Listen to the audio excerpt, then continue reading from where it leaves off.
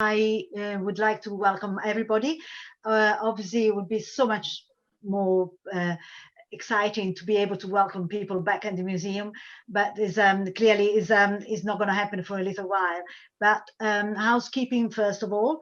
If you can all mute your microphone, the camera is up to you if you want to keep it on or off. And if you have any questions, which we hope you will have lots of them, please put them in the chat, and we will try to answer them or try to have a conversation after all. And also is obviously, yes, as I was saying, we would have liked very much to, at this point, to be able to welcome the visitors back at the museum. And it's been a long time, and it seems very very strange to be now in my office and not be able to hear noises downstairs, but actually be on my own. And despite I should be used to it after so many months, but it's still very very strange. The museum doesn't work without people. We have a sort of pencil date to reopen. Museum cannot reopen before the 17th of May. So we hope to be able to open our doors again on the 19th of May, to Wednesday, the 19th of May. As soon as this will be confirmed, we will put the tickets on sale through our website again, and hopefully lots of people will finally be able to come and see the show. The good news is the MITA shows has been extended, so this will be on until everything goes according to plan, and the planning at the moment has been extremely tricky, but if it goes according to plan, we will be able to have extended until the 20th of June, which will give another 5 weeks of the show when we open to the public. And this will be a great opportunity to come and see, because despite we can have all these talks and showing and sharing the images, I think to see the works from life is completely different, and especially this kind of works they are so much, they give so much joy because they are three-dimensional. They're carpets and rugs and tapestry. You have to see them, and is the flatness of a screen doesn't really give the benefit. On the other hand, we have this opportunity to learn more and use the knowledge of Gianni this evening, and Gianni Franzone, the curator, one of the curators of the show, and Matteo Fochessati next week, giving us more details and some information that we may not be able to get in when you visit the show. So obviously this is a great opportunity, and I would like to thank Gianni and also Matteo for sharing this moment and the knowledge with us. We started this series of 4 talks, but it might be more before we reopen again. So we have 2 this evening and next Thursday about the exhibition. And then we going to start a series of conversation about the museum. I will be in conversation with Christopher Adams, one of my colleagues here, who has been working with me for over 20 years at the museum. And we thought this is a good time to revisiting the archives of the museum, and maybe discussing some of our favorite shows, or what brought us to get there, and see where the conversation takes us.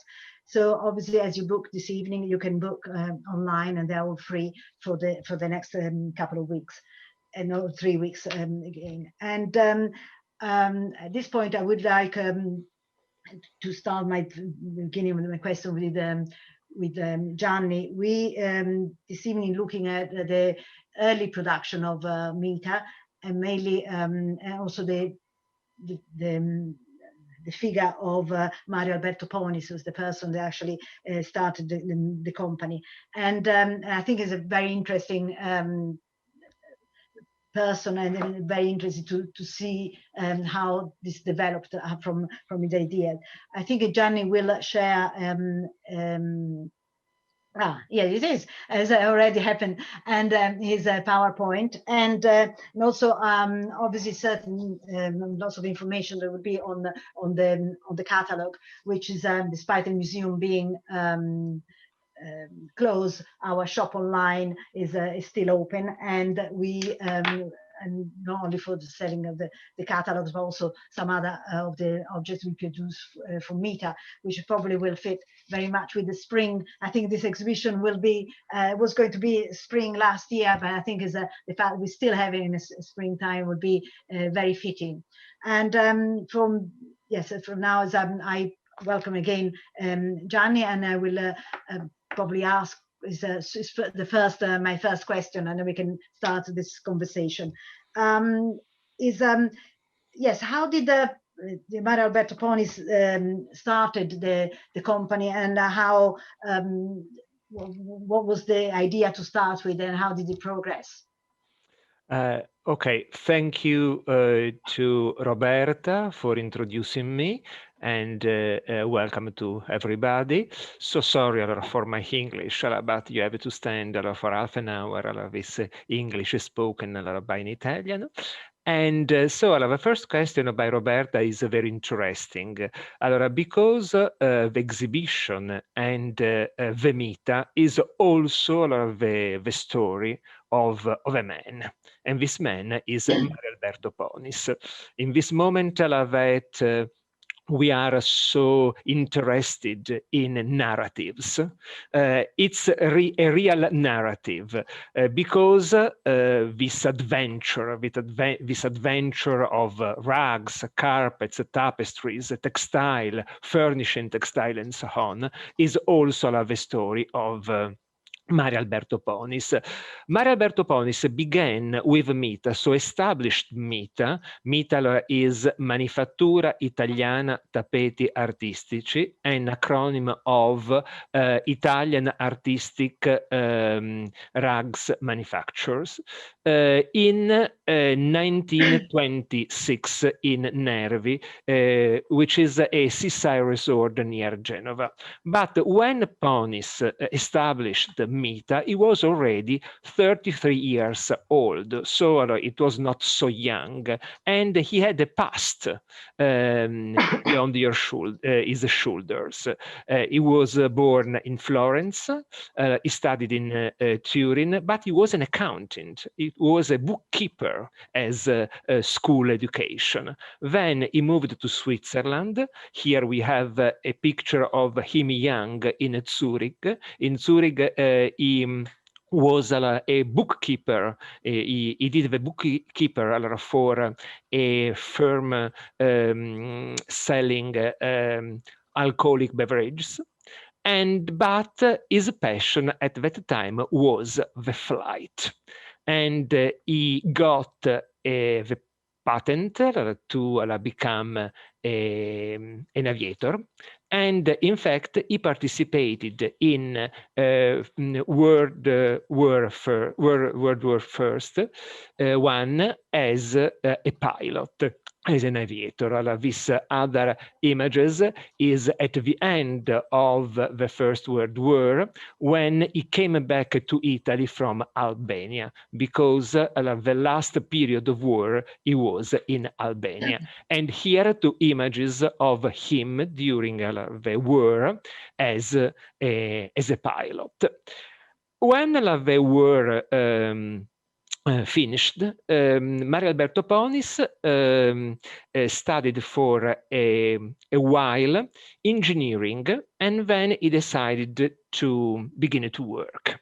And he was the director of a company in the western portion of Liguria, a company producing and selling leather objects.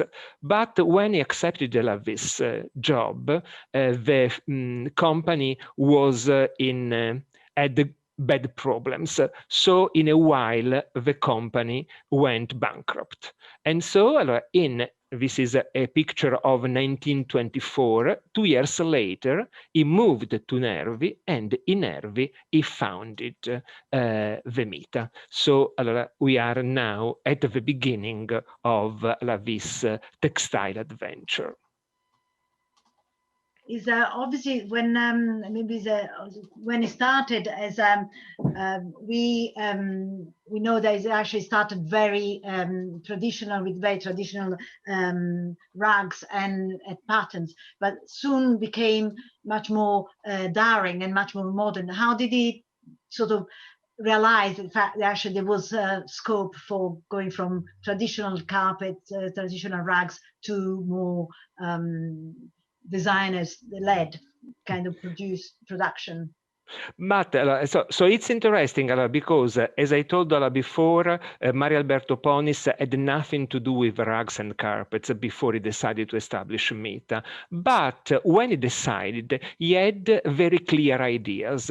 For example, he wanted to produce marketing and selling and knotted carpets, but with the aid of some mechanical devices he patented and invented. So he wanted to innovate also from a productive point of view, the production of rugs.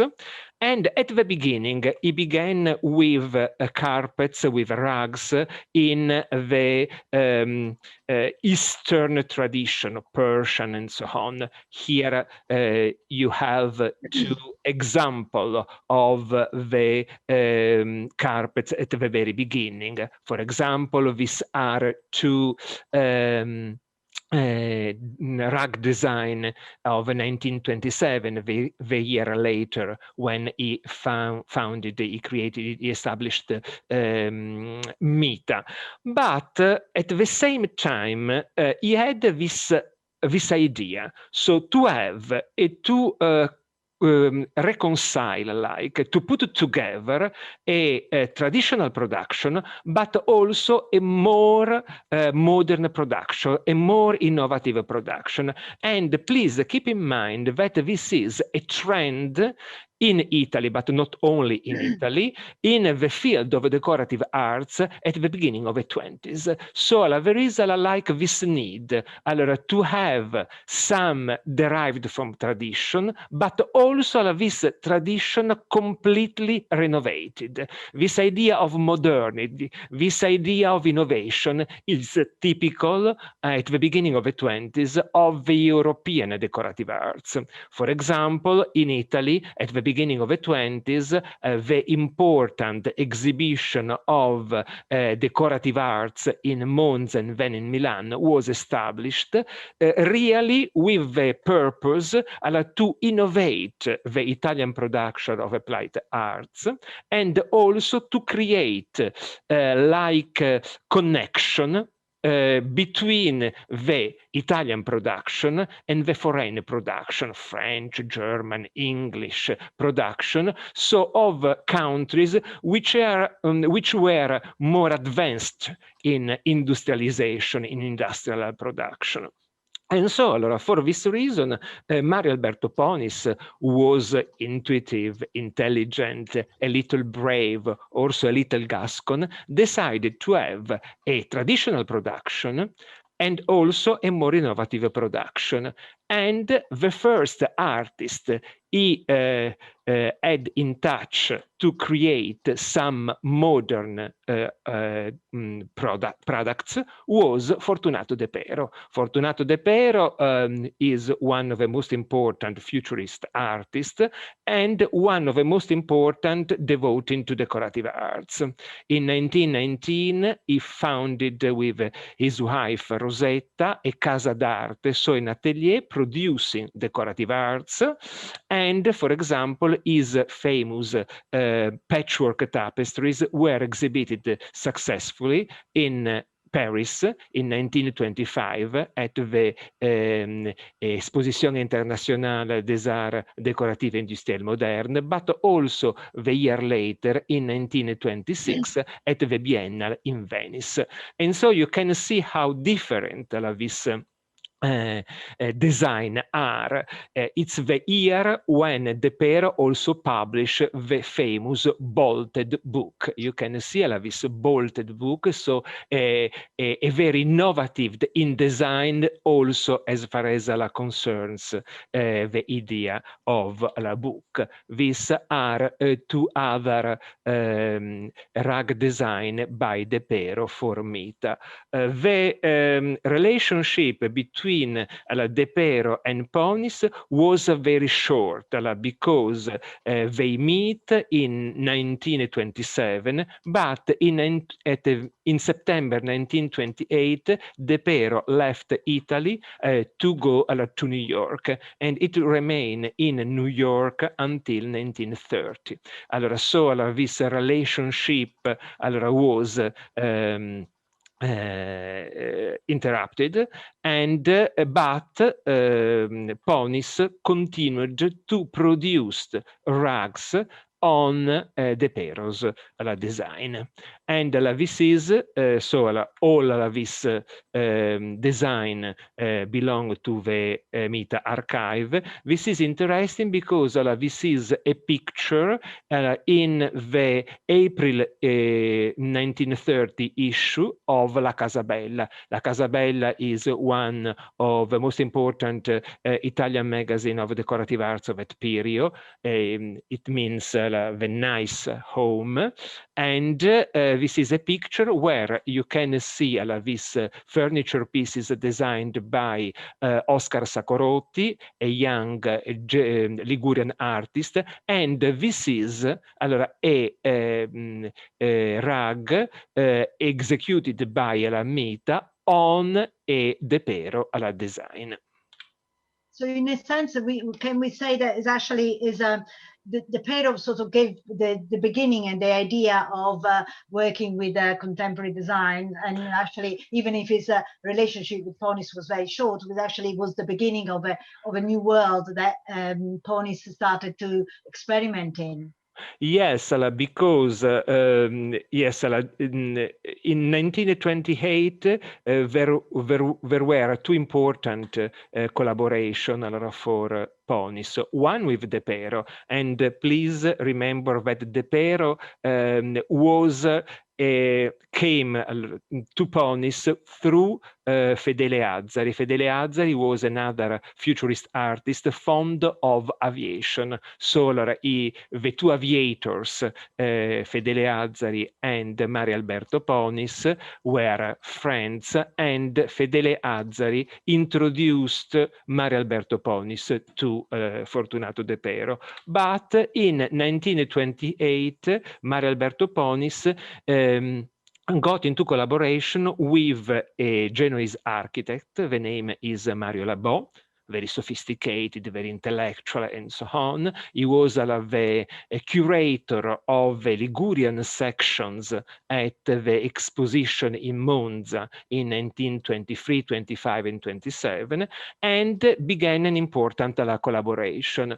Very difficult, but important collaboration. So, for example, these are designed by Mario Labò and his firm called Diana for modern rugs. And you can see this approach, very geometric, but unleavened with bright colors. So we have here rhombuses, triangles, and so on, and other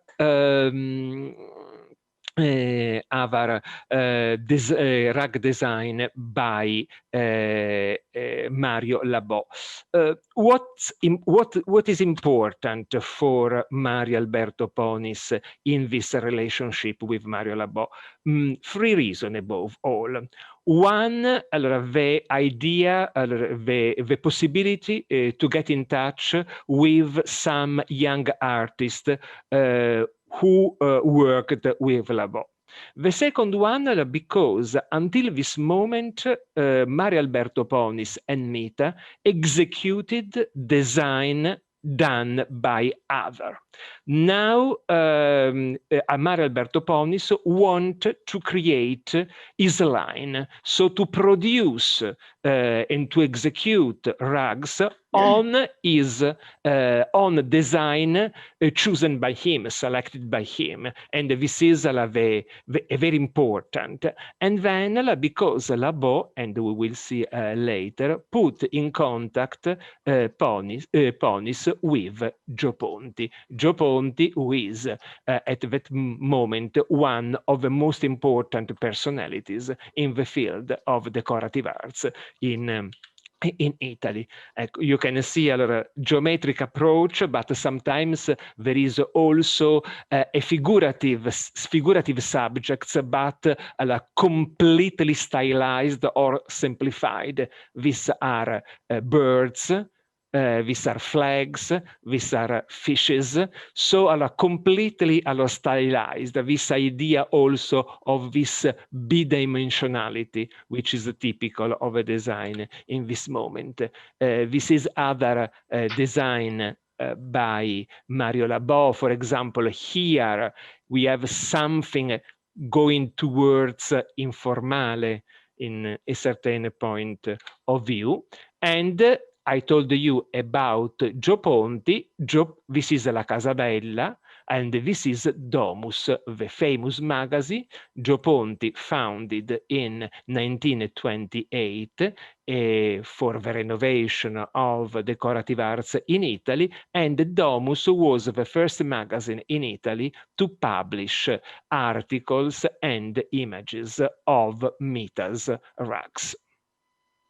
Domus has been probably one of the most influential magazines in the first half of the century, and is still now we discover and we cherish what it was standing for, and it probably has changed it for not only for MITA, for other manufacturers as well. The fact that it was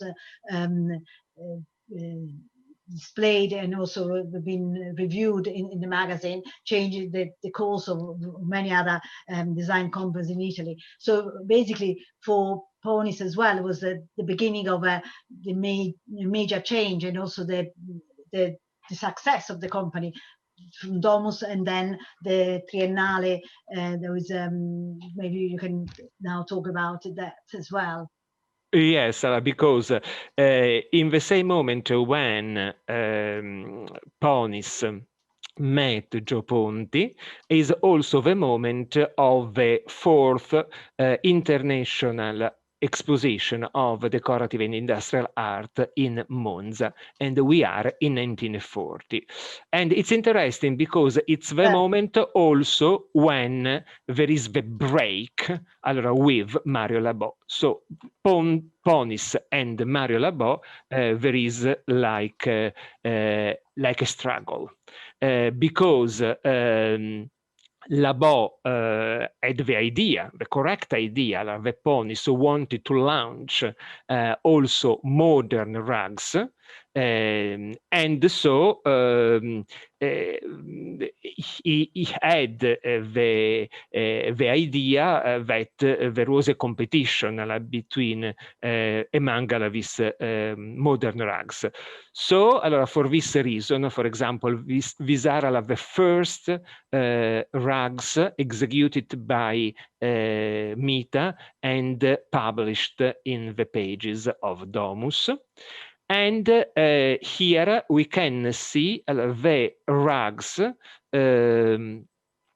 Ponis and the MITA realized for the Triennale in Monza in 1930. This is a dining room designed by Mario Labo, and the carpet is designed by Mario Labò, but executed by MITA. The same is this is a ladies' room designed by Oscar Sacorotti, and also the rug is executed by MITA. But many other halls in the exhibition had rugs executed by MITA and marketed by Diana.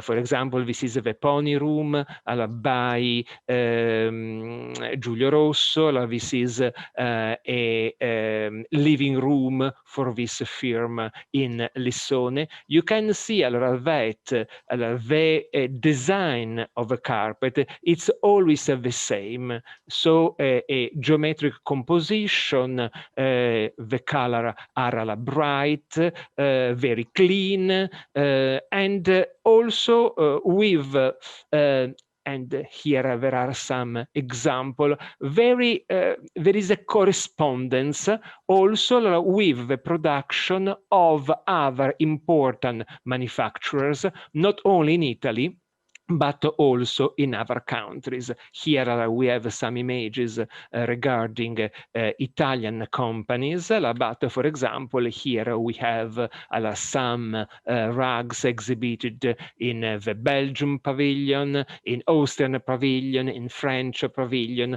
So this idea that the idea was the same, the model, the pattern was the same. In that exhibition, Ponis realized also this carpet, which is not geometrical. This is the wrestler carpet or a rug designed by a Sicilian artist, Alberto Bevilacqua, for this hall. It was the athletes all inside the fourth triennial in Monza. You can see the carpet. Here there are mosaics panel designed also by Alberto Bevilacqua, and the big sculpture was a work by Marino Marini.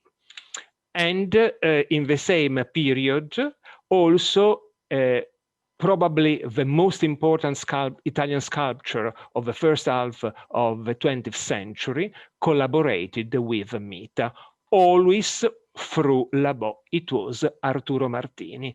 Here we have the design and then a picture of the rug acrobats, or il circo equestre, designed by Arturo Martini, like also these other two design. Please see that Arturo Martini is different. There are complex figuration design, so they are figurative, but in a sense typical of Martini.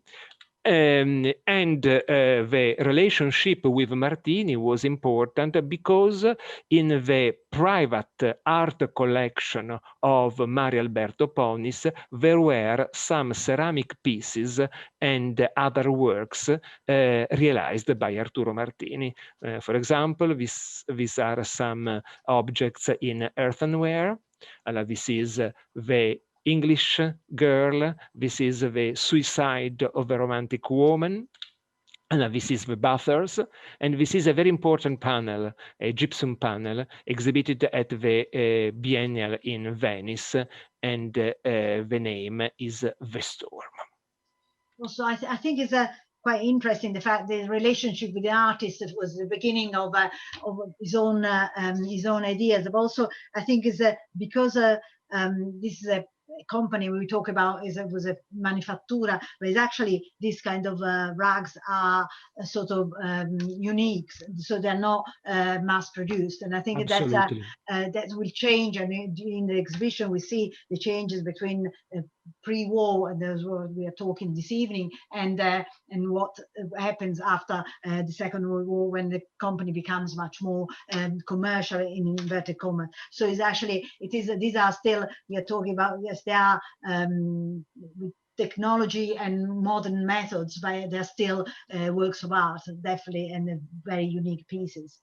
Yes, absolutely. Until the Second World War, the production of MITA remains an handmade production, absolutely. So the number of rugs is limited because also from an economic and financial point of view, Ponis is still a small company, and yes, there is the aid, the help of some mechanical devices, but they remained hand-knotted rugs for all of the 30s, because it began, as I told you, in 1926, but until the late 30s, 1938, 39, the production remained a handmade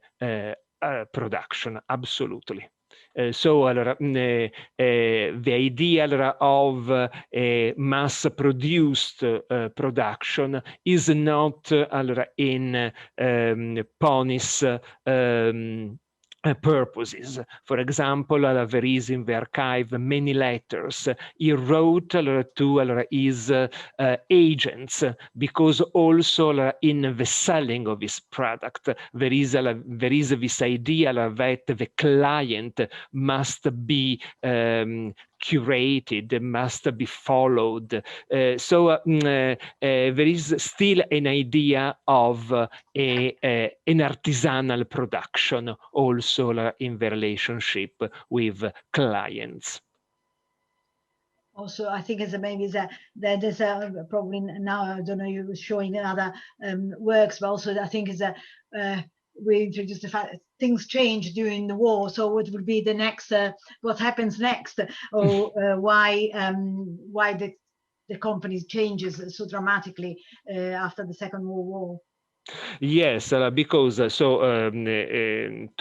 conclude, so this is other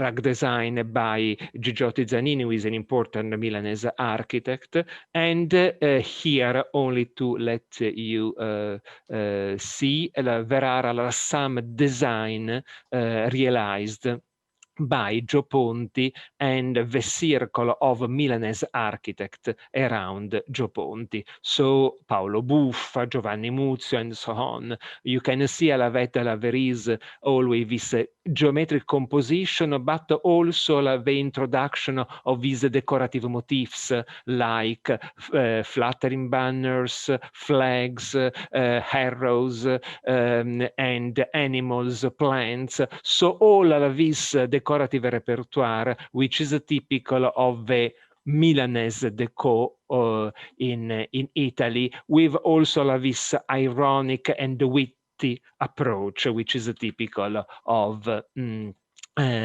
Milanese deco in Italy. Here, for example, is Tommaso Buzzi, the labyrinth. There is also this idea of more deep, free dimensionality in the carpet. These are carpets designed by Gio Ponti.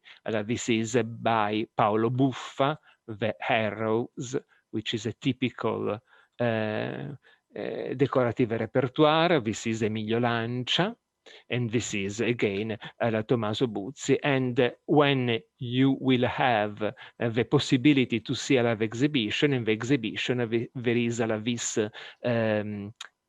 carpet designed by Gio Ponti. The name is Chairs Rug, because there are these small chair which become these decorative elements. Excuse me? Sorry, no. I was just trying to. It's so exciting to see in the galleries these works of art, and also I think to be able to see. And for me, it's been really revelation to see the drawings and then the various stages from the drawing to the final rag. And I think also it's quite nice because some of them, they are very poetic drawings, there's all very free drawings, but then they get translated in a rag or in tapestry. And I think that is what is the physicality of the objects that would be much more be able to appreciate them when you come. And I hope everybody, if you haven't been already, they will come to the museum and see them. As, yes, sorry, also because probably we are running out of time, so I'll let you get on. Okay, so only to let you know that at the end of the 30s, Mario Alberto Ponis began to design military supplies for the Italian Air Force. So there is like a break. He stopped with rugs and carpet, and he began to produce military supplies for Italian Air Force. And this lasted from 1939 until the end of the Second World War. During this period, Mario Alberto Ponis became rich. So he put together a big amount of money, and he was able to invest this money after the Second World War, when the world was finished, in the new MITA products, because there are no more carpets or rugs, but above all, furnishing textiles, tapestries, and artist panel. And Matteo Fochessati next time will speak about this production after the Second World War.